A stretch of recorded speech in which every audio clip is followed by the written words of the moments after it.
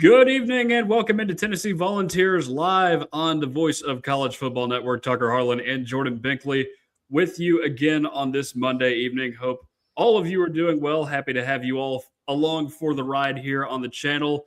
If you're new here, please like the video, share it with your friends, and subscribe to the channel. We appreciate all the support we can get. We love having you guys on each and every week to talk a little Tennessee football. And we're getting close. We're getting really close to spring football. We sprung forward over the weekend. I guess happy spring forward, but it's not happy to some people because you lose an hour of sleep. It's certainly not happy for a lot of us. But anyway, as you can see, we have a very special guest with us tonight, making his second appearance on the show, the pride of Plano, Texas. Texas State high school track legend himself, and most importantly, Rocky Top Insider's very own Rick Butler. Rick, how are you doing tonight, my friend?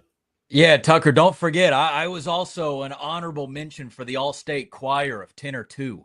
So that needs to be on the resume as well. I didn't make the full thing, but was an honorable mention in case somebody got sick along the way. Nobody ended up getting sick. Hey, guys, it's great to be on with you guys here on a Monday night. I mean, so much is going on right now in the Tennessee basketball world on the diamond, but man, this is Knoxville, Tennessee. This is a fan base that loves to talk about football, and I hear that's what we're doing tonight. So I'm excited to be on with you guys, Jordan, Tucker. Man, let's get rolling with things. Yes, so we are only a week away from spring football, and I saw the account tweeted today. I was like, I just think we're getting closer, but I just wanted to make sure, and sure enough, we're only a week away. So good to have some meaningful football conversations again. After the long, dreary month of February, even though it's the shortest month of the year, it feels like it takes forever. So we're going to talk all kinds of position battles and just about everything that we expect to see from Tennessee this spring. And I guess we could start here with the elephant in the room is the quarterback situation. We've been discussing this for basically 3 weeks on this show since Joey's ruling was made because – now you're opening up a quarterback competition for, I guess, the third time or fourth time in Heupel's 6 years. I guess it's generous to say that it's happened 3 times before. We know for sure it's happened once. And I would say Josh Heupel's only missed on one of those quarterback evaluations, and it was the very first one. Rick, I know you and I were involved in some ways on a radio show where people called in trying to say Nico should play over Joe at one point in time in 2023. And in hindsight, I think Josh Heupel got that one correct. But, this one is different, Rick, because the common denominator of the previous 3 were there's at least one guy here that has seen meaningful snaps of college football. Neither George McIntyre nor Faison Brandon have seen meaningful snaps. McIntyre's played in 2 games, but he's not done a whole lot in either one of those games, not in meaningful time anyway. So just with all that in mind, Rick, I mean, what's the feeling like going into this battle? Who do you have winning it at this moment? Well, it's a good question. It's certainly what everybody wants to be talking about here during spring training camp over the next month. It's obviously going to go through the summer months and then into fall camp as well, because as you mentioned right there, and as Josh Heupel, I believe, told On3's Chris Lowe, this is going to be a real competition. And I don't think we have any reason to doubt that. You're right. There's not a guy like Joey Aguilar last year who you can come in and say, all right, well, it is a true quarterback competition, but one guy's got a ton of experience. One guy's thrown for 2,000, 3,000 yards already. He's probably got a leg up in this competition. And, all respect to Colorado's Ryan Staub, I don't necessarily factor him into things right now. I think you said it straight when you were talking about it. It's between George and Faison. Man, it's a great question. George, to me, I guess you give him the leg up going into things, but that's kind of my big question over the next 4 weeks or so. And I don't expect this to have a resolution by the time we get to the orange and white game in April. I do think that this will carry on into fall camp unless somebody just blows the other person out of the water. What is going to be that separation level? Or even is there a separation level for the coaching staff going into this? They know what George McIntyre can do. They've seen him on the practice field, only 9 passing attempts to his name, but I think they've got a pretty good idea about, where he has been developing, what he can do on the field, his strengths and weaknesses. Faison Brandon, especially to the fan base, is kind of that shiny new toy. right? And you've seen him win back-to-back state championships with Grimsley High School in North Carolina. You know what he can do. You know that he's got a big arm. You know that he's got great accuracy. I think it's going to be a real fascinating competition between those two guys to see which one of them can step up to the plate and win the job on the field. And when you're also talking about winning the job, you're also talking about how you communicate with the guys around you, with their teammates. It is going to be some new pieces on the offensive line. We know these wide receivers are obviously very team oriented, but which one of those quarterbacks do those guys gravitate to a little bit more? Can Faison Brandon kind of step up in his first year and have that leadership role? Does George McIntyre have that under his belt despite just being here for a year as well? So I give it to George McIntyre right now. And I've said early on, I think that eventually George McIntyre will be Tennessee's starting quarterback when they take the field against Furman next fall. But I'm not going to place a bet on that right now. I'm not going to move all my chips into the middle of the pot right now. And who knows, by week 2 or week 3, perhaps something different could happen along the road. So I think that we have a lot to figure out. We're going to have a lot more conversation, talking points over the next couple weeks. But I start with George McIntyre and end with George McIntyre, at least where we stand at this current time. Well, based on both their high school tape, everything that I could see, I mean, they both show a lot of promise. I mean, George McIntyre, there was one play where he threw the ball 55 yards in the air. And then there was that one highlight that I've seen circle around a lot where he had that spin move, escaping the pocket and then completed a pass. But then on the flip side, Faison Brandon's one of the more accurate quarterbacks I've seen from the high school level. Lately, it seemed like he can throw receivers open, it'd be double coverage, and you're like, please don't throw that ball, and then somehow he guides it perfectly to the receiver's hand. So do you think that Faison Brandon has a legitimate shot in this battle, or do you really think it's just George McIntyre's to lose? Well, actually, kind of both, the way that you say that. I think that perhaps it's George McIntyre's battle to lose, but I think that, look, again, to me, this is a real quarterback competition because you don't have somebody who, in my opinion, has, had enough opportunities to get a leg up in this thing. I think that it would be a bit surprising to see Tennessee go with a true freshman quarterback, but it's not like George McIntyre is that much ahead of where Faison Brandon is.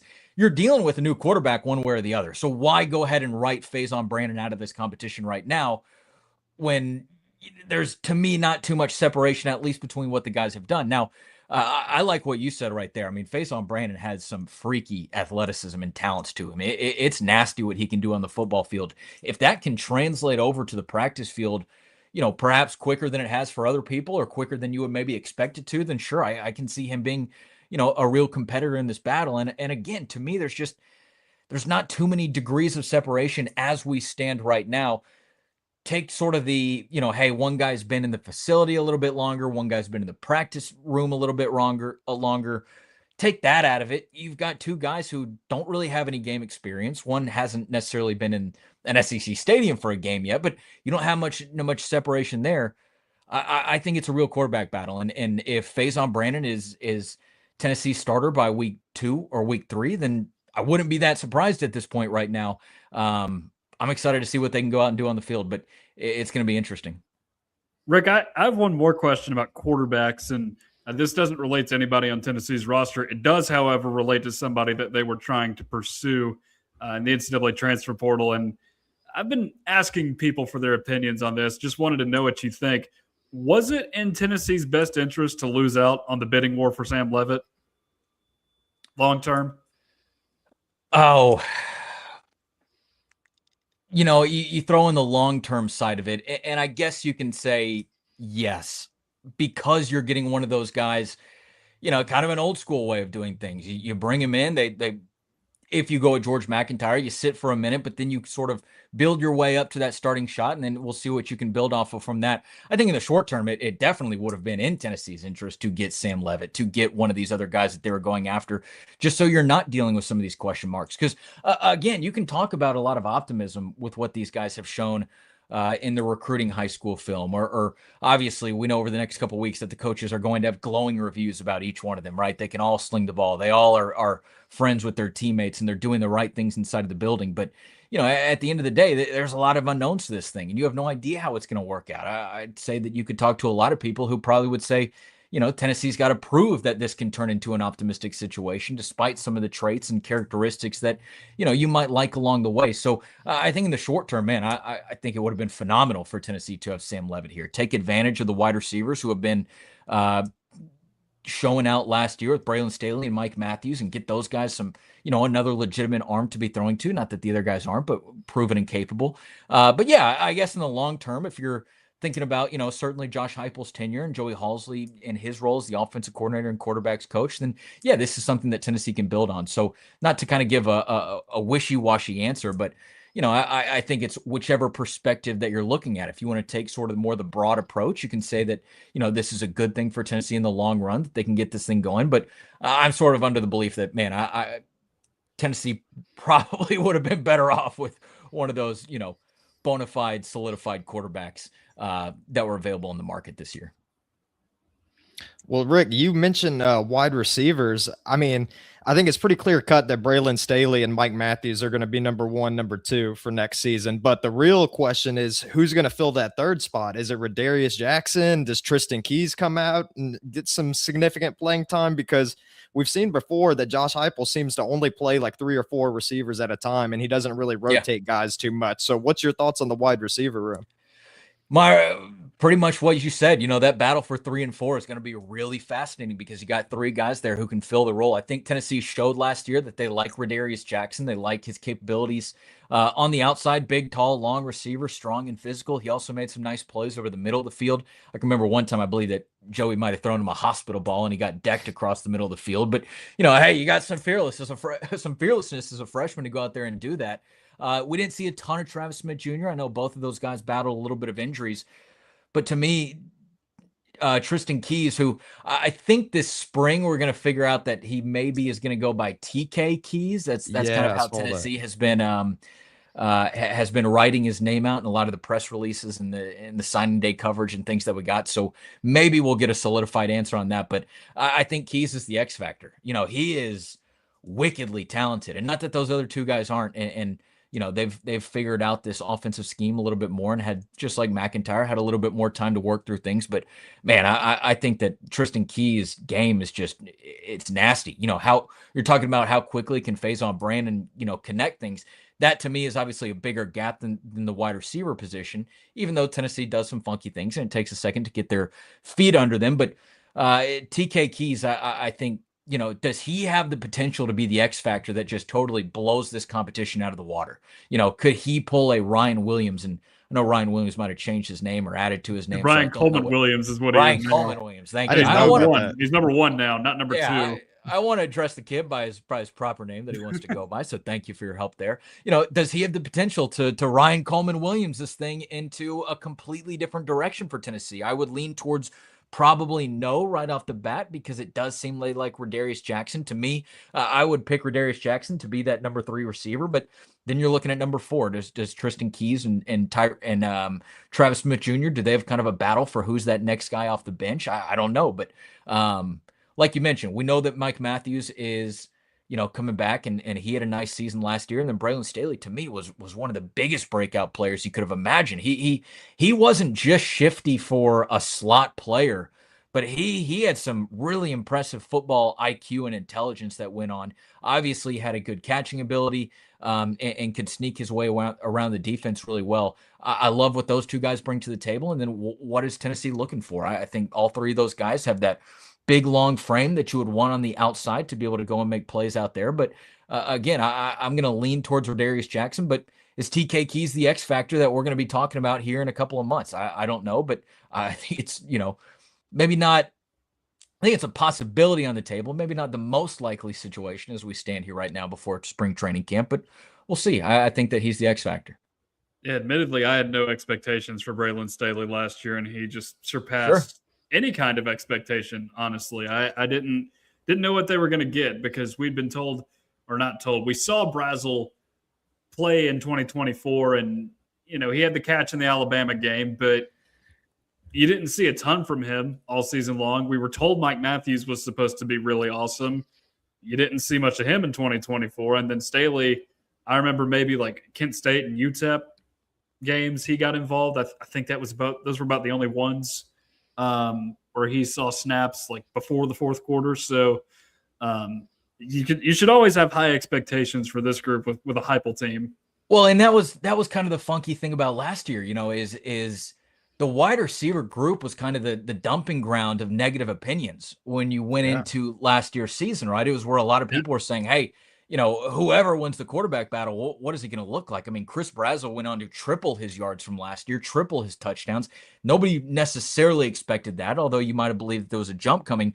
But I also remember going back to fall training camp and some of the videos linked out, and there was a lot of talk about, hey, there were some drops on the practice field. And I think that really rattled people who are following this Tennessee team. And, you kind of just went into the season saying, well, what is Tennessee's wide receiver group going to look like? Do you believe some of this noise that's coming out of training camp and the limited availability that the media has been able to see or show? And obviously the wide receiver group turned into one of the absolute strengths of this team. No one guy. It wasn't built on the back of any one guy. You had three guys who went over 700 yards, maybe even went over 800 yards, led by Brazzell. So I think that was kind of a lesson to me, and certainly one I'll take forward into next year is, man, we can take all the observations and takeaways away from spring training camp, fall training camp, but it's just not going to be a finished product until it's on the field kind of a couple weeks into this thing. So, what is that group going to be this year? I might have some ideas, but I'm at least not putting the wide receiver in that same kind of category as we did last year. I think you have two bona fide guys who can come back and make plays in the system. And I think you got three guys, albeit young, Travis Smith, Tristan Keys, and Radarius Jackson. We'll see what comes out of it. So let's talk a little bit more about other positions on the offense. I want to particularly look at the offensive line. I'd say we have about 80% of the puzzle complete there. The one thing I'm trying to figure out still is right tackle, because the promise to David Sanders, at least from what I understand, was he was going to play left tackle.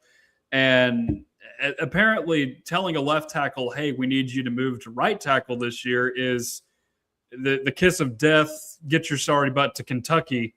If you're playing at tackle at Tennessee and you don't want to do it. Because with Lance Hurd, you saw that happen. And, of course, Gerald Mincey, most notoriously. But Tennessee brought in some pieces in the transfer portal on the offensive line. I think Ori Williams is the name in particular to keep an eye on there. Do you see anybody else factoring into that right tackle battle at the moment? Well, it depends. You talk about having 80% of the puzzle. Are you looking at from left to right, I guess, Sanders, Wendell, Pendleton, Jesse Perry in that right guard spot? Yeah. That's what I think too. I probably would too. And then, I think you're looking at an Ori Williams, maybe a Donovan Haslam. Donovan Haslam during his time at West Virginia showed a little bit of versatility that he could both play inside and slide out a little bit. Now, I don't think he was a really important maybe piece of the transfer portal class because of depth and being able to add a body who's played snaps in that conference and being able to do that. But I don't necessarily think he was obviously brought in as, hey, this guy is I don't know. We'll see what Donovan Haslam brings, but I like that he's got versatility there. So, I think if you're talking about Jesse Perry at right guard, which to me, again, seems probably the most likely situation there, Ori Williams would probably be the favorite to do that. But what if Jesse Perry, goes back to that right tackle spot that he started the year at with Davis Janders Jr. at? That, to me, was one of kind of the more impressive points of the way that Tennessee was able to start out. And Jesse Perry got a ton of praise throughout the fall from both his teammates and Glenn Ellerby. You were like, wow, nobody was really talking about Jesse Perry going into this thing. Jesse Perry, it's all anybody's talking about. Then you get a couple of games into the season, you're like, wow, that guy, he might have earned that hype that he was getting. I guess we maybe should have listened a little bit closer. Maybe he slides back out, and then maybe a Sham Umarov, comes back into the interior of the offensive line. Maybe it's something else that we're not thinking of. Maybe it's Donovan Haslam, who again, we talked about has that flexibility. Maybe he's earned one of those spots inside. So to me, I think I feel like I can confidently pick out 60% of the offensive line that I know where they're going to be. I can confidently pick out 80% of the line that I think will be in that starting five. And then you're just talking about, hey, where does Jesse Perry go and kind of who's next to him if you're talking about the right side of the offensive line. To me, it would probably be Ori Williams, but Man, we'll see. Again, I go back to Jesse Perry and him being a pretty darn good right tackle there. And maybe he's improved in that area and kind of pushes Tennessee's hand into keeping him there on the outside. We'll see. But yeah, I'd kind of go with the 60-80 model right now, which is, I think, what you were also alluding to for the most part. Yeah, I'm glad you brought up Donovan Haslam, because I was going to ask you about how he fits into that offensive line, because you got him out of the portal, and he's a big old dude. What's he going, about 340? Yeah, I'm pretty sure. Huge. And evidently has some versatility to him, so that's always a good sign. You want as many bodies as you can have on the offensive line, even though it's a little bit of a tighter group than, say, the defensive line, where they rotate bodies in and out all the time. And then you brought up Sham Umarov, too. That's another really important one, a guy that you would hope can take a leap forward this year. I know he played a lot of meaningful football last year, but there were points in the season where he struggled. Like, I want to say it was maybe the Alabama game and the Georgia game where he was getting beat bad at points. Yeah, and look, there are guys who are going to get beat bad at points by Georgia and Alabama. But if you're Tennessee, you're hoping that you've recruited well enough, you've hit the portal well enough to where you can mitigate that as much as possible. And I think having the definite trio of Moy, Pendleton, and David Sanders Jr., who I think is going to truly have David Sanders have a true breakout year this year. I think those three guys, you feel like you're walking into a pretty good position. Jesse Perry, I also think you can add into that fold. But yeah, and look, I think this is going to be a puzzle piece that maybe like the quarterback competition takes a while to figure out. And we saw them, moving those pieces around the chessboard a little bit throughout the season as well. We know that Glenn Ellerby is not afraid to move pieces on the offensive line in the middle of the season and kind of, see if something works. Obviously not a ton of rotation, but, a little bit of tweaking here and there. So I think that you're right. This offseason is a big one for a guy like Sham Umarov. Can he take that next step forward? And again, like I was saying for Jesse Perry, can he kind of force his Tennessee coaching staff to say that, hey, I've been here for a long time. I've paid my dues, but I'm stepping up to the plate and I'm ready to be that full-time tackle that Tennessee might want him to be? Or do they look at a guy like Donovan Haslam and say, hey, you've impressed us enough with this versatility that we feel like we can go out there and put you on the field. If something needs to rotate here and there, we will. And then, the other thing that I think you go back to is just that the offensive line, it maybe just as much as any position that you put up here, is a work in progress, simply because you're going to have guys get banged up and suffer some bumps and bruises throughout the season. And then you got to change on the fly. We saw that plenty last year with guys sliding around. That's why Sham Umarov got some looks here and there. Is Tennessee going to be ready to have that depth and be able to slide pieces around and get, a group of five that they feel comfortable with going into the game? So I think that, again, if you're going to talk about an X factor with TK Keys, maybe Sham Umarov kind of is that X factor. But again, that's kind of the beauty of what happens the next couple of weeks. We get to see some of those new guys in action and see where Tennessee sort of lines them up to start things off. Might not be their finishing point, but I think it'll be interesting to see kind of where Donovan Haslam starts to line up if we do get to see that. And certainly I'm sure, the media will be asking about some of those new guys that they want to get into the fold. Well, because you're only going to see the majority of that one practice, and then you guys are going to be shut out of all the rest of them outside of warm-ups. Yeah, we're going to see a lot of Derek Owings' new maybe conditioning drills, warm-up drills. I think that will have the full report on him. Yeah, which is an interesting part of it, no doubt. Let's talk about that for a second too, by the way, because I love it. I saw what came out this week because I think Austin Price sat down and talked with Derek Owings about it a little bit. And I think the quote was, it had something to do with, we're not getting the fried chicken in here anymore. We're getting that out of here. And look, I'm a sucker for fried chicken. All right. I admittedly eat it a little too much at times. It's not my go-to, but I do enjoy it. Let's just put it that way. I also don't get paid 7 figures to run around on a football field and try to tackle people. Do we really think it was that bad under Kurt Schmidt? My takeaway from it, and I thought that was a great interview that VolQuest had and really informative. And, I don't know necessarily the people that they were talking to. So my side of thing comes from a bit more speculation, just again, what I heard like everybody else. But I think that ultimately and this may be more so to do with what I think we found out and what we've heard about Derek Owings, but I think that Derek Owings just has his hand in every facet of what sort of this strength, conditioning, nutrition, dietary, all these sort of things. I think that he just has such a good understanding of all these things put together, and understanding that you can't have A without B, and you can't have B without C, and you can't have C without A. I think that he really understands how they work together. My takeaway was maybe that the previous staff that was at Tennessee just didn't necessarily put all those pieces together in such a collaborative manner. You know, that yes, you might have had the previous head strength coach, you know, doing as much as he could on the field, but maybe didn't have as much of a role, you know, in what was going on from a dietary standpoint, from what was going on in the nutrition standpoint. So I think that Derek Owings, to me, it feels like he's coming in here, which is kind of an iron hammer. And he's saying, hey, I believe I know what I want to do to get things done. And he's got a track record to prove it. When you look at a hire like Jim Knowles and you say, okay, well, 2 years ago, he orchestrated the defense that won the national championship.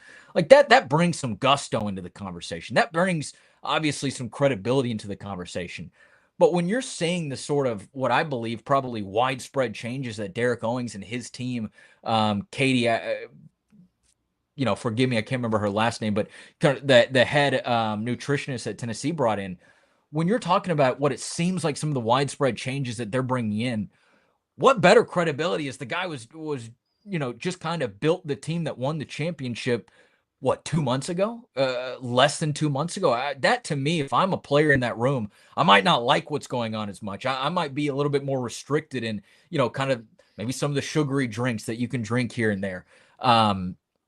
And that might just be me because I'm selfish. I'm not a college football player. I don't know what that mindset is like, but maybe I don't like that as much, or maybe, you know, that is a transition for me to get off of if I've been in this Tennessee program for a while. But what better proof in the pudding is there than the guy who's implementing this saying, I just built a national championship winning team. I believe in what we're doing. I know how to make it work. And Tennessee's a school that's got all the resources and tools in the world to get his vision across. So I'm really excited about what Derek Owings can bring to the table. You know, I go back to it. On3's Chris Lowe, in a recent article, which you can go and find over at on3.com. You know, he talked about maybe the coaching hire for each team that's poised to have the biggest impact. And it wasn't Jim Knowles. And some people might look at that and go, yeah, well, that guy's the defensive coordinator. And for an abysmal defense like Tennessee had last year, it feels like if anybody's going to be poised to have a major role, it's probably the guy who's running the new defense. I'd agree with that. That was kind of my first thought of it. But then, you know, you see that his pick is Derek Owings, and you kind of look into why he said that. And it's because, hey, Jim Knowles can and these new coaches that Tennessee's brought on, Derek Jones, AJ Jackson, you know, they can do all they want with the guys in the field. And these are naturally talented athletes. But, man, Derek Owings and his team are going to be the ones building them up and getting them ready to be able to succeed in that position as well. So I think this is a massive hire for Tennessee. It's obviously a guy that they've been looking at for a little bit of time now. And it's obviously a guy that they're putting a lot of investment into. I believe the reports were that they're making him the highest paid strength coach in the country. You don't make a guy the highest paid strength coach in the country without, to me, him being able to have his hands in every facet of the off-season, off-day, off-field workout programs and regimens of this program. So I'd imagine there's widespread coaches coming, but man, he seems like the guy for the job, and he seems legit, and obviously knows what he's doing there. Well, I like what you said about Derek Owings, you know, like building up a championship team, because like, as we all know, I mean, they did that like on the backs of like 55, I think, 3-star athletes out there, and they won a national title. And then plus, one of the biggest things that I noticed from Tennessee last year that held them back was seemingly players were getting injured left and right. And that was a problem throughout the entire season. Like, I don't know if you can blame that on the strength and conditioning staff alone, but that was the theory that I had for the entirety of last season. So I'm excited about the Derek Owings hire, and I think that he can do some big things for Tennessee. Yeah, you want to get these guys bigger, stronger, faster. And Tennessee football released a clip of an interview that I believe is going to come out tomorrow morning. So don't have the full knowledge of what they're going to talk about. But Mike Keith had a sit down with Derek Owings, and they were kind of talking about, you know, what's been going on this season so far, and, you know, what he wants to do with it. He mentioned in that quick clip that Tennessee put out that a lot of guys had already put on about 15 pounds of muscle. And this was about a minute and a half long clip. And he's talking about, hey, there are guys that, we track, every single measurement that they go through because we want to get them bigger. We want to be able to put more muscle on them. But there's a point where you might hit too much muscle, and then you need to be able to scale back a little bit because these are ultimately still football players. They're not bodybuilders, right? You want to be able to have them in shape on the football field. And then as we know, I think there's guys who on this Tennessee roster, they're going to need to put on a little bit of weight. They're going to need to put on a little bit of muscle. The first guy on all of our comment sections on Rocky Top Insiders, has he fed George McIntyre yet? Yeah, I bet he's fed George McIntyre yet. Like, I believe that was probably one of the most important things to do of this offseason stretch right here. So I think that this guy knows what he's doing. And I would highly recommend to anybody watching this, not right now, wait until the show's over, obviously. But go ahead and seek out that clip on the Twitter account right now, and then go and check out that interview tomorrow. Because I think that, and you listen to that guy for 90 seconds and you go, all right, he knows what he's talking about. He's got a vision for this program. You can have the insight and information, but if you don't have a vision for what you want to do and the ability to stick with and carry it forward over an entire year, because we know this is a year-round sport, then what does it matter? If you have all the experience in the world without a vision. I think this guy has a vision. I think that Jim Knowles is an exciting hire. I think Anthony Poindexter is a really exciting hire. But I think there's a ton of reasons to be, excited about the guy who maybe is going to be behind the scenes a little bit more, and Derek Owings and his team. Yeah, you mentioned too much muscle. And I don't know if this is what it is or not, but I'm just remembering back to 2 years ago, because this happens every year during spring football, but someone gets a picture of that one athlete and they're just like, oh man, look at him. He's going to bruise everybody out there. Yeah. I think I'm actually fairly certain it was Wes who took the picture of Cam Selden a couple of years ago, just looking all jacked in 2024. Sure. And then a week later, VolQuest is reporting, hey, he's got a torn bicep. He's going to be out for 3 weeks into the season. Yeah. So don't get your hopes up on that stuff. Yeah. So I guess there is a difference between, not enough muscle and too much. And I don't know if that was a part of it or what, but it can happen. You got to make sure you got control over these things. But one thing, and we do need to transition to the defense now, because that is something Jordan kind of brought up with the injuries plaguing this team a season ago. But looking at this defense, you've got a lot of transfers this year. And I was looking earlier today just through an old preseason guide just to see what Tennessee is losing. Did Noah Taylor give you one from the 1972 Tennessee football season? Is that what you're talking about? No, he did not. I would love him to at some point. No, it was Tennessee Press Corps on Twitter. Yes. You should definitely go follow him if you love old Tennessee football clips, by the way. Noah Taylor does a phenomenal job of that. We still need to get him on the show at some point to talk a little bit about that stuff. He does a phenomenal job over there. But no, it was Phil Steele's guide from 2025. I'm a noted Steelhead. But I was looking at it, and it occurred to me, Rick, 90% of Tennessee's defensive end production from a season ago is just gone. Oh yeah, let's break right into it. You've got two guys that hit the portal in Jordan Ross and Caleb Herring. I was particularly upset about the Jordan Ross one. I thought he was going to be special, but then you just had a bunch of guys that graduated, and I was just looking around for any key contributors, and I wouldn't call him key, but Tyree Weathersby is about the only guy that contributed anything on the defensive end. You've got your starters in Chaz Coleman and Jordan Norman out of the portal. That's the important thing. But who do you see getting involved outside of, say, Tyree Weathersby in this position group? Yeah, well, I'm looking at right here a big updated roster for Tennessee football heading into the spring. And you can go and find this over at RockyTopInsider.com, an updated look at Tennessee football's 2026 roster after trio of transfer commitments on Sunday. This was obviously back in late January, but it's got everybody up to date. Every single position here, especially on the defense and I guess on the offense, everybody has a transfer addition except for the defensive end position. And I think that we can, this is obviously a sunshine-filled time, and I'm not talking about just the weather outside, but people want to be optimistic right now, right? It's the spring. You're getting back into things. People want to talk about how, maybe some of these guys in the secondary can make a big difference and things of that nature. How great can Chaz Coleman be? All this kind of stuff. But I think if you want to get down to the nitty gritty, like the defensive end is by far the place that I'm most worried about on this team. I think it's by far the biggest concern.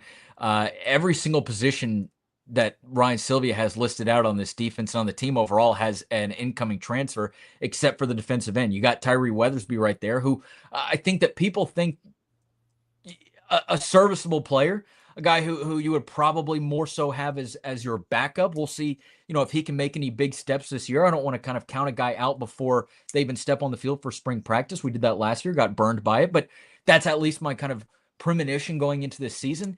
And then behind him, you've got one sophomore in Marion Dye. You've got three true freshmen and Carter Gooden, Jordan Carter, and Cedric Golston. Then you've got a redshirt sophomore in Carson Gentle, who I just don't see stepping on the field that much.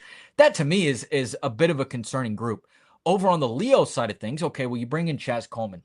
Chaz Coleman, a five-star player. I know that people love the five-star players. I am as high as Chaz Coleman as anybody out there, but I still have a little bit of tempered expectations because he's only entering his second year in football. I do think that the ability to stay with Poindexter as the co-DC and obviously Jim Knowles as a DC, plus you add in Rodney Garner to this mix, plus you add in what A.J. Jackson can bring. Like I think those are all super beneficial things that will continue his expedited rise. But I'm still tempering expectations a little bit. I think that Jordan Norman had a productive year at Tulane. I think he's a great rotational player for Tennessee to have behind Chaz Coleman.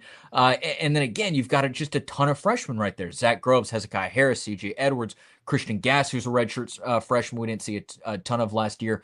I just think that besides the two Leo guys with Chaz Coleman and Jordan Norman, Leo's an interesting position, but I just think that defensive end spot, man, I have no idea what to make of it right now. I do think it's a concerning spot.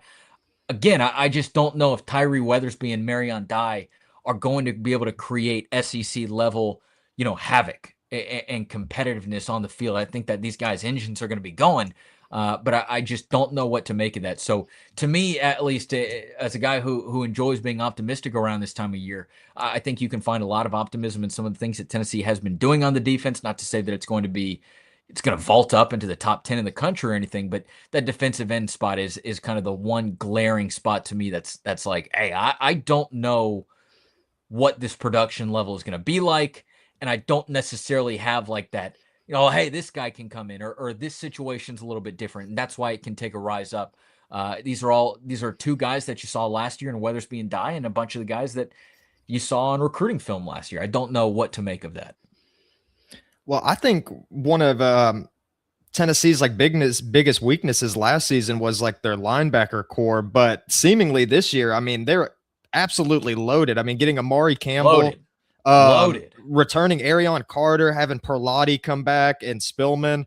But from what I've read online, Jim Knowles likes to run a 4-2-5 defense, which I'm not as familiar with. Do you think that some of these linebackers are going to take a step back or not see the field as much, considering that he likes to run two linebackers at a time? Oh boy, even if you had three, I think you've still got a log jam of linebackers right there. Whether you've got two or three, obviously two is going to make a little bit bigger of a log jam, but I think you've got a log jam either way. Arion Carter coming back into the fold after first declaring for the NFL draft and then hitting the transfer portal and then eventually making his way back to Tennessee. When you didn't have Arion Carter, it was like, okay, well, that's a pretty big loss. I mean, you're leading tackler, I believe, for the last two seasons. Obviously missed some time a little bit last year in November, but a really high IQ guy, a guy with a nose to the football. You add him back into the mix after you've already gotten Amari Campbell, after, Jeremiah Thielander and Edwin Spillman but they stay with the program throughout the offseason. Jaden Perlotti, I thought, had some really nice flashes last year. If it wasn't for the logjam, I'd be sitting here in the conversation being like, man, I'm excited to see Jaden Perlotti get more snaps. Like, I'm excited to see him get into an elevated role. That's still true, but I don't know, what the path looks like to the playing field for him when you've got Carter coming back, you've got Campbell coming back, you've got Spillman coming back. To me, those are your top three. I think it would be nice for Jeremiah Thielander to maybe be at the back end of that trio or that kind of quad of players. I think that the other three are simply just better. And we have yet to see Amari Campbell, but I loved what I saw from Edwin Spillman last year. And then again, I just think that Arion Carter is exactly what you're going to get from him. But then you're talking about Jeremiah Thielander and Jaden Perlotti and Jaden Harmon, who we saw a little bit of last year. I don't want to call it flashes, because the way that I was using flashes for Jaden Perlotti were like, holy cow kind of moments. Yeah. Jaden Harmon didn't necessarily have those, but he got some stints on the field, which I think is important for any freshman to get. So I think whether you talk about 2 linebackers or 3 linebackers, you have a logjam of players regardless. And I don't know what that looks like for the depth and rotation. But what I do know is that Jim Knowles, Josh Heupel, whoever the powers that be decided that they were going to keep William Inge. And I think that was an important part of, being able to have a good handle on that linebacker room, because everybody except for Amari Campbell, knows Inge. Inge knows them. I think he's got a good idea, for maybe better or worse. We don't know what things are going to look like, and if the rotation at all is going to change, or who's going to kind of be elevated into one of those meaningful roles. But I do think having that continuity with that linebacking group, to me, is a good thing. I think somebody could sit there and make an argument that maybe some fresh eyes and picking these guys out from kind of a blank slate is a good thing. I can see why you would say that, but to me, having William Inge back in the continuity is good for this group overall. But yeah, I just go back to what I said. Logjam regardless. I mean, that's a lot of talent in one linebacker room for, like you said, potentially just 2 spots. It's an embarrassment of riches, and you haven't even mentioned the 2 top 10 signees they brought in this class, yeah. TJ White and Braden Rouse. We've talked about those guys a lot. It's a good problem to have.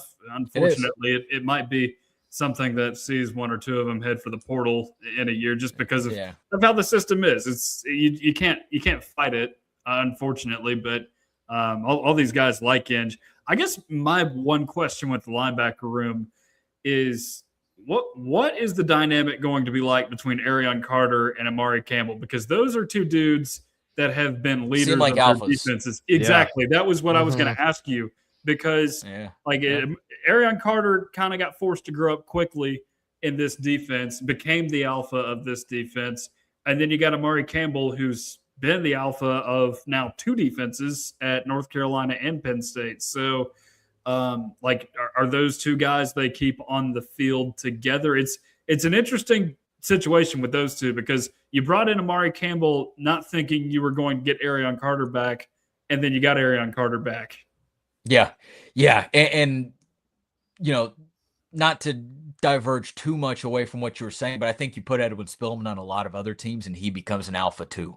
I think he's got that fire and that mentality, and to use what I believe is one of the most overblown cliches, and he's got that dog in him, right? I think that, again, you put him in the Kentucky room, you put him in the South Carolina room, and I don't exactly know their linebacker situations, but, somewhere where there's not already 2 guys who have led defenses the way that Carter and Campbell have, then he's stepping up in the alpha as there as well. And from everything that we know about Edwin Spillman and everything that, we've heard him say, like, I would be completely remiss to think that if you asked him right now, hey, do you want that role, in this Tennessee linebacker room, he'd say, yeah. Like, I get that these guys are older than me, but yeah, like I of course want that role. So I don't know. I think that, again, that's a situation. I wouldn't call it a problem by any stretch, but I think it's a situation for Tennessee to kind of work through over the next couple months as they go through both training camps and kind of see what the pecking order is going to be a little bit. But again, that's why I go back to the fact that even though one of them is new, I think having the continuity of William Inge, who knows most of the guys in that room, but then also being able to bring in Knowles and Poindexter and some of these Penn State guys that know the Campbell side of things, hopefully that can allow Tennessee to kind of mesh that and figure out what that best route is. But that might be the first question that so far they've just gone, I don't know. Like, we'll see how it works out, because we don't know much about Amari Campbell yet. We'll find out more about him here as the spring rolls on, but I don't know. I don't know what that'll look like. But like you said, an embarrassment of riches at the linebacker spot. Well, maybe they can make each other better in the long run. I mean, through competition. I mean, I know it was like 30 years ago or so. And I mean, Al Wilson was the clear alpha dog during that time. I mean, but he was playing alongside Leonard Little and Raynoch Thompson all at the same time. And that's a scary linebacker core in itself.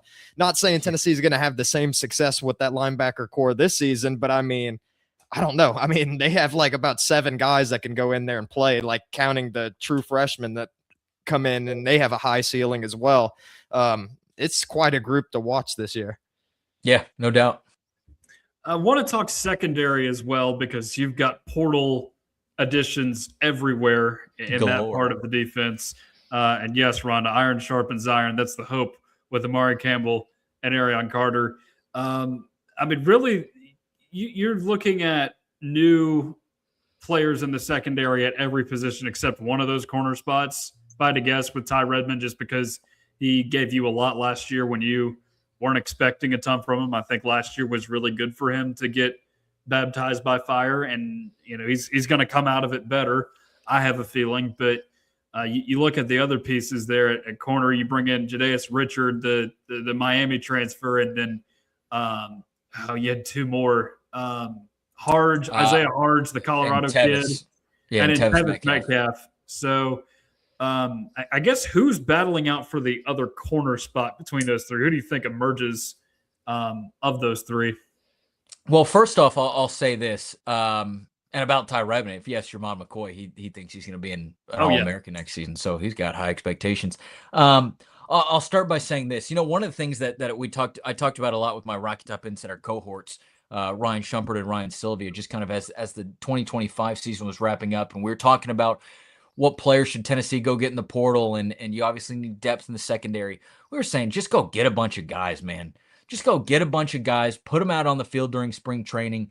I back in the day when I was a kid, I had all the little Army Rangers, the little green guys, right? And you just sprawl them out. And I didn't know what was going on, but they'd all be on the table at the same time. And I would just kind of mix and match into what I thought looked best or what I thought worked best. We kind of felt like Tennessee needed to take an approach where, in some other positions, right, you're looking for a guy to fill a role, right? I'm just looking around. You lost those two edge rushers, so you brought in Chaz Coleman, right? That fills a very specific role that Tennessee needed. Well, Tennessee needed a lot in the secondary. They needed both starter capabilities and they needed depth. And I felt like that Tennessee went out there and they basically did what we were thinking that they maybe should do. They just got a ton of guys. Lee, Richard, Harge, Metcalf, the other Metcalf, Moss, Lane, Burks, like just a ton of guys. So I think that you can fairly estimate what position they'll land in. And it kind of ends up being a 4-4 split with Lee, Richard, Harge, and Metcalf at the cornerback spot. And then Metcalf, Moss, TJ Metcalf, I should say, Moss, Lane, and DJ Burks on the safety spot. But I think they're going to be playing around with it a little bit. I think they're going to be experimenting a little bit, maybe less so. Willie Martinez, used to always be like, we cross-train everybody, so everybody could train at different positions. And I do think they did that, but then you never saw that like in an actual game. You saw everybody stick to their exact spots. Nobody was ever moving around. I don't think there's going to be that sort of movement this year, but I think it's good for Tennessee just to be going into spring training camp with 8 new players in the secondary and saying, hey, I think this guy works pretty well here, even though that might not be where he played at his previous school, or hey, this guy is solidified right here. So I loved Tennessee's approach to going out there and doing this. It's obviously way more players than they brought in at any other position, but I think that was needed. Now, to go back to your cornerback question, to me, it's definitely Kane Lee. Yeah, I'm glad you brought him up, by the way, because I was blanking on him. Yeah, the Auburn transfer. So the only guy here with SEC experience, and it might be Kyan Lee. I guess again, we'll figure out a lot more of our name pronunciations. That's a good nickname, by the way. It could be. He maybe he's got some spicy game. No doubter to me, as maybe not guaranteed projected starter, but who I'm going into who I'm going into training camps with, as to me the other projected starter alongside Ty Redmond. Kyan Lee was really talented at Auburn, and I thought he put together some really good performances there, especially for a team that was struggling, didn't always have things going together. But he, to me, has separated out from just the other names on the list. The Miami kid, Jadaeus Richard, is fascinating. I think he has an absolute chance to kind of be that 3 that they roll in if they don't want to go with Trey Poteet, who you saw a little bit of action with during the Music City Bowl last year, as Colton Hood did not play in that one. So I think that he'll get some rotation. If I had to make a prediction right now, I don't know much about Isaiah Harge. Tevis Metcalf has not played very much throughout his collegiate career, so I wouldn't necessarily factor him into the potential starter or heavy rotation conversation. I think he's one of those pieces that is just great to have for depth purposes. But Lee and Redmond are undoubtedly my projected cornerbacks going into next year. And for a team who's had some pretty good cornerback play, you know, you can talk about the defensive struggles as a whole, but who's had some pretty good cornerback play over the last couple of years. I think that those guys are going to continue to play in that role. And for what it's worth, I think that Derek Jones is a pretty good cornerback coach as well, who can get the most out of, you know, whoever is playing right there. And Tennessee needed a little bit of a change from, you know, the previous secondary regime overall, despite some of that cornerback success. So I'm going with Lee and Redmond, who I feel pretty darn good about, you know, as we sit about a week away from spring training camp. Yeah, I'm glad you mentioned the secondary regime, because you needed to get some of those people out of the door, not just coaching staff, but also player personnel, looking at a certain guy at Colorado. But there's looking at safety now, because you brought in a lot of quality ads at safety too. Two guys that had a lot of Power 4 experience in DeJuan Lane and TJ Metcalf. You also have a guy that you brought back in Idris Farouk from a season ago. And I'm a little surprised that they brought him back, because you figured somebody was going to transfer in the secondary, and Caleb Beasley did. I'm kind of surprised they hung on to him, because with those two coming in, and then DJ Burks, who's also played a lot of football, albeit at a lower level, all coming in, like, how much do you see him still factoring into this defense? I think a pretty decent amount. And, you know, I go back to what was previously said about Idris Farouk, and I think there were a lot of guys in the building who believed that he was making strides throughout the season. But again, as we stand here now, that was a previous regime. That was a previous staff. You're now looking at Anthony Poindexter, who's going to come in and kind of be the leader of that second, not only the secondary, you got Derek Jones with the cornerbacks, but with the safeties as well. I do think that Idris Farouk is a good player. Do I think that he had some fumbled moments at times? Sure. A lot of players on Tennessee's defense did last year.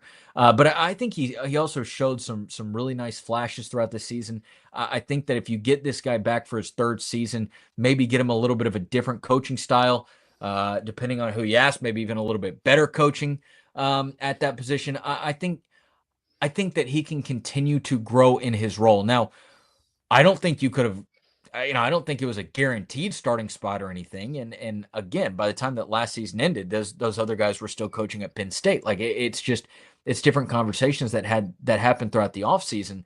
And maybe it is TJ Metcalf and DeJuan Lane, who are Tennessee's two starting safeties. And maybe you have Quay Moss as that starting nickel. And maybe Idris Farouk is the next guy off the bench when they need to get some sort of rotation in. The last regime, they like to rotate their safeties every once in a while, get some guys different spells. Caleb Beasley, I think you saw, was that guy who came in, and I did not think that Caleb Beasley played very well last year, so it's good to have a little bit of new fresh blood in it. But you know, again, I think that's kind of the beauty of the time that we're rolling into right now, is seeing all these different players out in the field. And maybe Tennessee uses this spring camp as, you know, just a true evaluation period, a 4-week long evaluation period in the secondary. And they're trying to figure out who's going to be cornerbacks, who's going to fight for that nickel spot or that star position, if you will. Who's going to be Tennessee's two deep safeties? You know, what is all that going to look like? I think that Tennessee is going to really have some things to evaluate here over the next couple of weeks. And then maybe by the time that we get into fall camp, we see some more solidified action. Maybe we see that solidified action in 2 weeks, you know, before the orange and white game as well. I don't know. To me, safety is, you know, it's not like one of the other positions, like maybe the defensive line, where you're like, hey, I just don't know what that's going to look like. But I'm not feeling great about it. Like, I'm feeling okay about it, but I still don't know what it's going to look like. And it's really one of those positions with how many new players who are factored in. DJ Burks as well, you can throw into that mix. Like, to me, the 5 guys who are competing for the 3 spots, we only know one of them. You know, so there's just so many unknowns that go right there. But I actually am, you know, I was pretty satisfied with Tennessee getting Idris Farouk back, because I thought he played well at times last season. And, you know, I'm optimistic in his potential with kind of a you know, new surroundings and a new staff around him. I'm glad you brought up Quay Moss potentially playing nickel, because I think he's one of the more underrated acquisitions that Tennessee got on defense. I mean, everything that I've seen from him is he can go out there and cover if he needs to, but he can also make tackles for a loss. And I mean, he's presumably going to be releasing be replacing Boo Carter in his situation.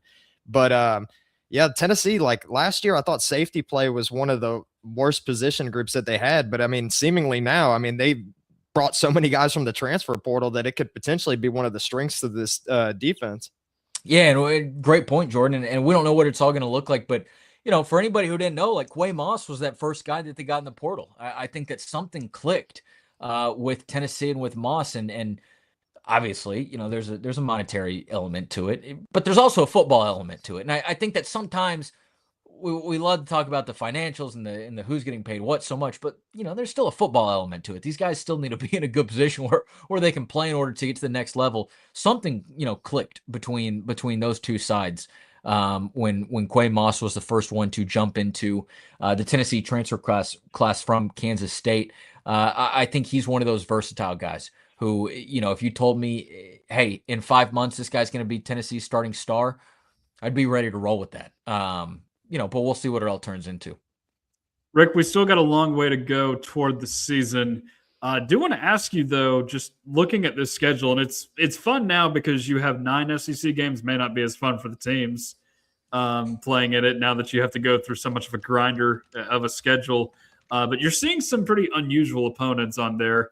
I know you personally are very excited for the Texas A&M game because you have some family ties to both schools.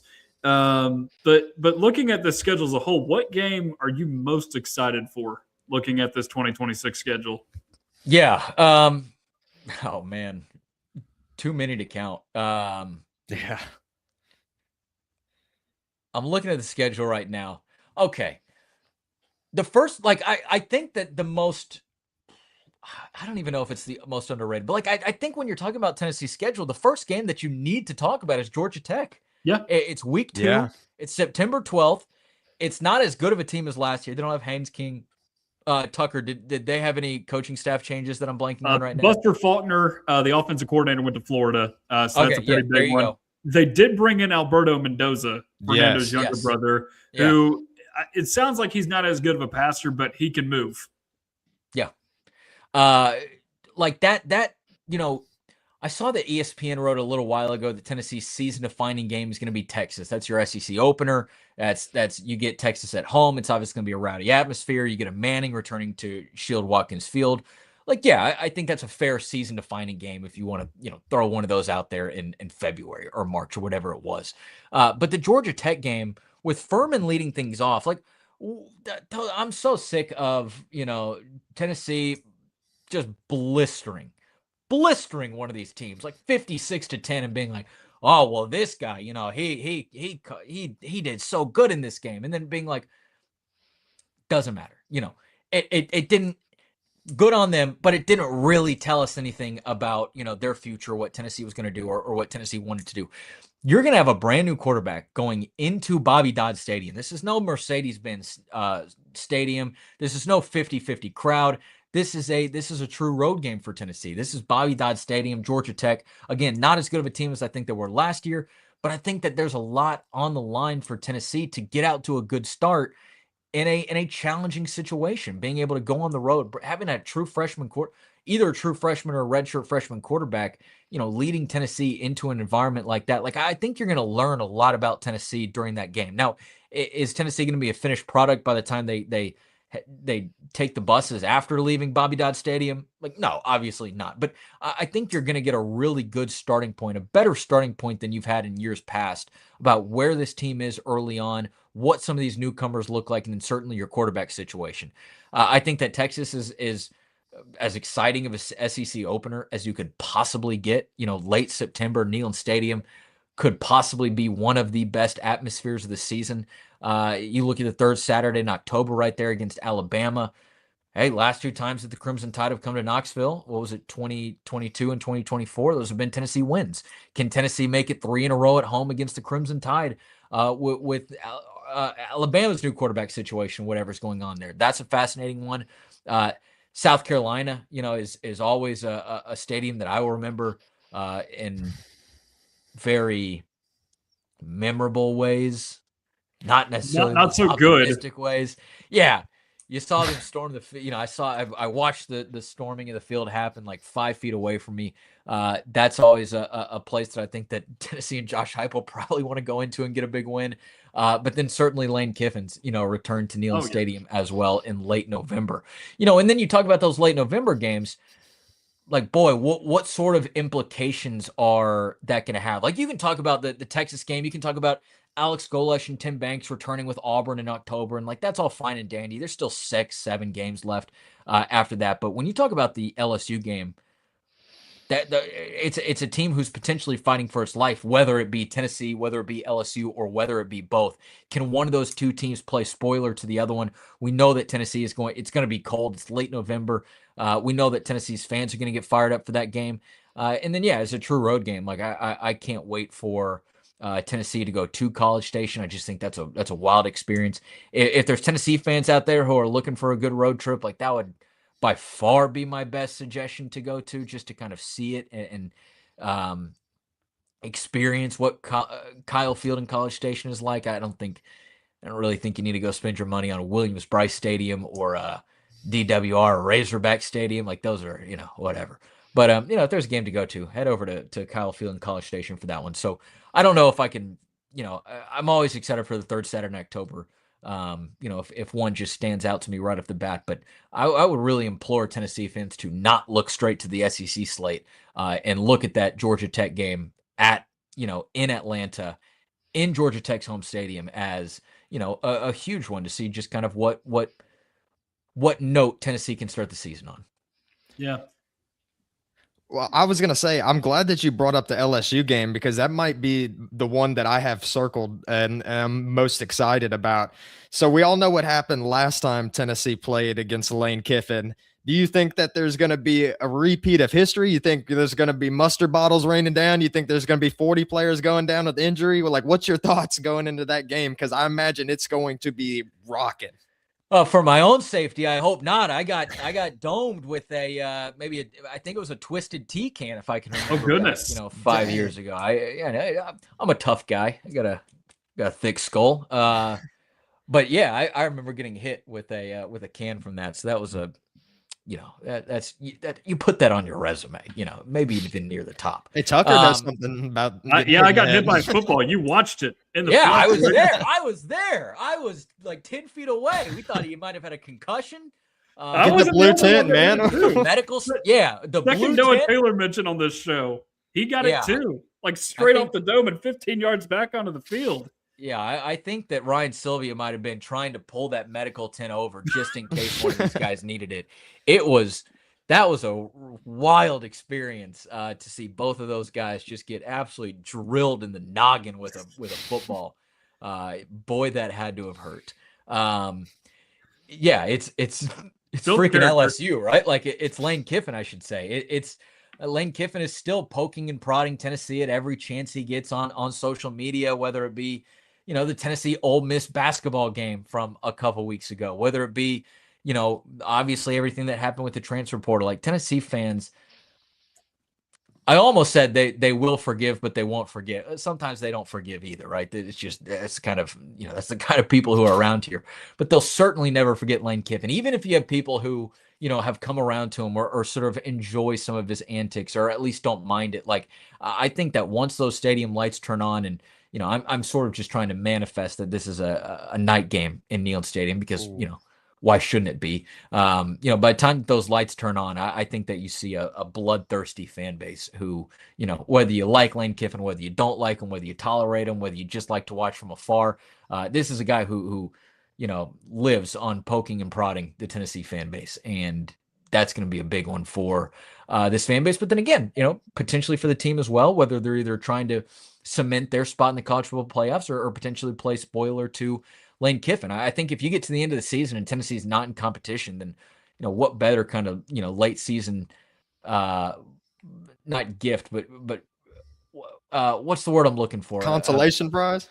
What better sort of consolation prize than potentially keeping Lane Kiffin out of the playoffs or at least making that path more difficult? So that one, I'd imagine everybody's got circled on their calendars. You think Neyland is going to be hostile when he comes to down? Just imagine what it's going to look like in Oxford, Mississippi on September 19th when they come rolling in there. Like, Yeah, must see because TV. here's the thing: there was 12 years between his departure from Tennessee and his return as a head coach with Ole Miss to Knoxville. Not even going to be a year between leaving Ole Miss for LSU. So, and those teams hate each other way more than Tennessee and LSU do already. So, that I can't imagine what that atmosphere is going to look like. It's going to be must see TV.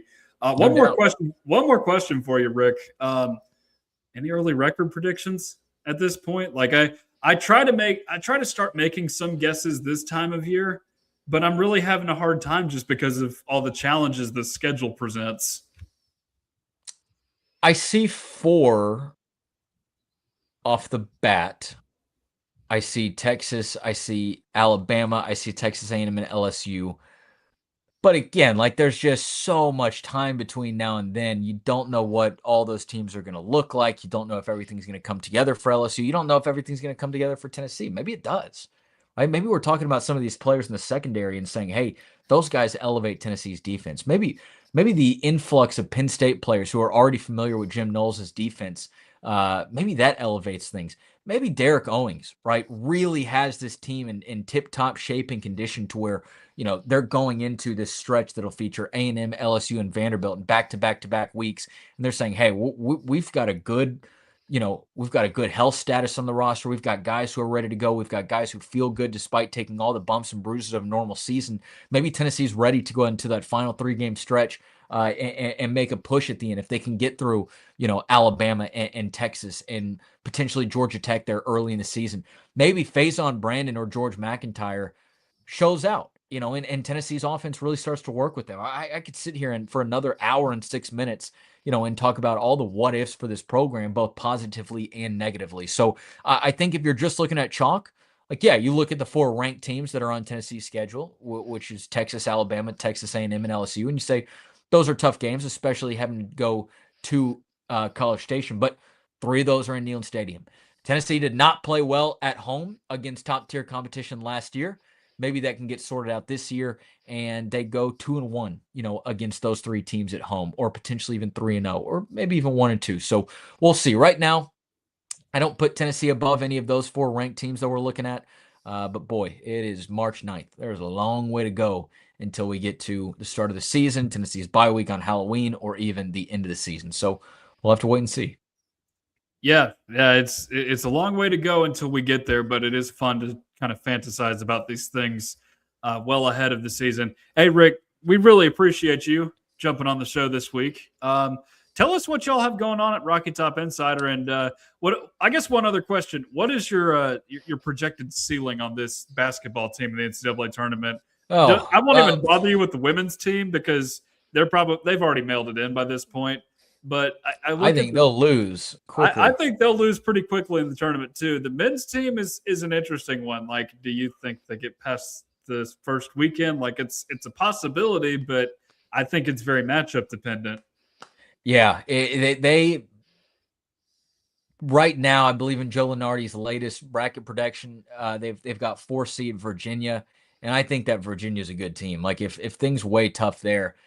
In Tennessee, I think will also have very little home court advantage, at least the way that, not home court, but like a ton of fans with them. It's not Lexington from last year when Tennessee fans could go and pack out those first 2. It's a ton of Portland projections, which I'm personally dreading that flight all the way out there, even though I've never been to the Great Northwest before, so that'll be exciting. But like you said, I think it's matchup dependent. I think that this Tennessee team, like, boy, they've shown that they can make things happen against good teams. But as Ryan Shumpert wrote, I think after the Alabama game it was, when another lead was blown, this Tennessee team, for as good as they've been, for the pieces that they have, they've showed you all season for I believe it's 31 games so far, exactly who they are. It's time for us to believe that. Like, it's a team that can get up on teams in the country, but it's not a team who's good at playing for 40 minutes of a contest. And I think that if you hit a team like Virginia during that path, that's tough to get out of. That's tough to get through. Let's just use Virginia as a hypothetical. Like, could Tennessee have an 8-point lead at halftime? Sure. Could they lose by 4 in the last couple minutes? Absolutely. Like, it's one of those things. So I think that Tennessee's ceiling to me is the Sweet 16. But like you said, I think there's a better chance that they hit a wall in the round of 32 if they've got to play that 4 seed. Obviously, two teams who are very similar, if all the seeding goes correctly. And I think right now that's probably Tennessee's realistic out. But I also wouldn't be surprised if they made it to that. I think getting back to the Elite Eight would be difficult. Who knows? Maybe Nate Ament and Jacoby Gillespie gets going. Yeah, I was just thinking to myself, like, if you draw a Texas Tech or North Carolina who's been softened in that interior a little bit by injury, then maybe it works out for you. But again, it completely depends on who the 4 seed is. And the other thing I keep saying is they're going to get matched with UConn in the Sweet 16 if they get there, which would not be an easy out. So I'm confident about the future of this basketball team beyond this year. It's just, it's not going to go super far this year like it has in years past, which is a testament to Rick Barnes because, we're looking at a potential 5 seed season as a down year for him at Tennessee. That used to not be the case at all. I remember the Conzo Martin years. I remember the Donnie Tyndall year. Well, you asked me a second ago, what's going on over at RockyTopInsider.com. What's not going on over at RockyTopInsider.com. We will have boots on the ground for both NCAA tournaments coming up. Ryan Shumpert and I will be over in Nashville for the SEC tournament coming up this weekend, and we'll be following those along as long as they go. Maybe, just maybe, Kim Caldwell's team can make a run. Well, Ryan Sylvie will have you covered with Lady Vols coverage throughout the postseason. And then, of course, spring football rolls around. Now, what I do hate is that how much these things overlap. So we're going to be doing our absolute best to, if we're not traveling, if we're not going to Portland, Oregon, or Chicago, Illinois, or Washington, D.C., we will be over at University of Tennessee's campus doing everything we can to cover spring practice and football. You can always check out the Rocky Top Insider YouTube channel for the press conferences. Even if we're not there, if there's something going on and we're getting ready for a game out in Portland, we will still have all those press conferences over on the Rocky Top Insider YouTube channel. And then, of course, Ryan Sylvia's got a great piece on the Weekly, which is recapping the great Tennessee softball team that's going on right now, and then just everything else. So truly, you ask what's going on at RockyTopInsider.com, what is not going on at RockyTopInsider.com. Make sure you're checking out the website each and every day for your latest Tennessee news, notes, and coverage. And then we're also at Rocky Top Insider on all social media platforms, which are updated daily and, frankly, hourly at this time of the year for everything that you need to know covering Tennessee athletics. So we will have you. We will be boots on the ground throughout the postseason tournaments. We'll be boots on the ground for spring practice, and we will bring you all the inside coverage that we possibly can. Yeah, big shout out to the Ribbons, by the way. They're doing really well on the softball diamond right now. And also shout out to Ryan Shumpert for finally re-entering the Twitterverse after Tennessee Tracy put him up for a podcast nomination. I didn't know Rocky Top Insider was that good of a podcast to get nominated for hacking or whatever it is Tennessee Tracy does. Yeah, no kidding. Sells cars. Yeah. It is, boy, that took him out of things. You can actually go and trace back, though. Ryan lost his Twitter account before that first Alabama game, which is really where Tennessee kind of turned the corner on the season. So perhaps there's a correlation, with how much Tennessee basketball turned the corner.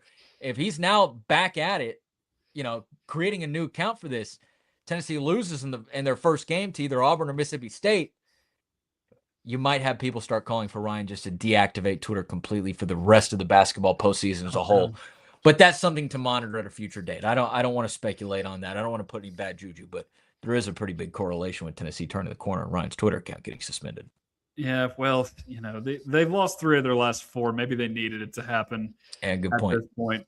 maybe they knew that he was thinking about pulling the trigger on it, right? Maybe they knew that he was about to do it. The team started losing a little bit. Well, we'll see. Maybe he just needs to bury the Twitter account for good. But no, it's great to have Ryan Shumpert back on Twitter. You can follow him at RyanSchumpert00, the new account, which I believe is already 3,000, 4,000, 5,000 followers deep already in 24 hours. So it's so nice to have that kind of motion. Yeah, no kidding. He, in my opinion, is the best in the business when it comes to covering Tennessee athletics, especially on social media. So go give our guy a quick follow if you can. Yeah, glad to have Shump back, and I'm hoping to make my way to one of those games myself here this week in Nashville. Yeah, man. Yeah, that Auburn game. potential Auburn game. That's a fascinating one when you consider the whole bubble implication there. We don't have time to get into all that, but there's a lot of people who are very upset by that situation. Yeah. But Rick, awesome to have you on the show. Again, thanks to all of you guys for tuning in. Again, if you're new here, please like the video, share the channel with your friends, and subscribe to the channel if you have not already. We finally got over our 1,000 subscriber mark. We'd love to accomplish those goals. Let's get it to 1,500. Let's keep it growing here in the off season. We're not going anywhere, even though there's not any football being played. So share it with your friends. Really helps us out when you share us with other people. Raise our awareness. For Rick Butler and Jordan Binkley, I am Tucker Harlan. We will talk to you guys again next week.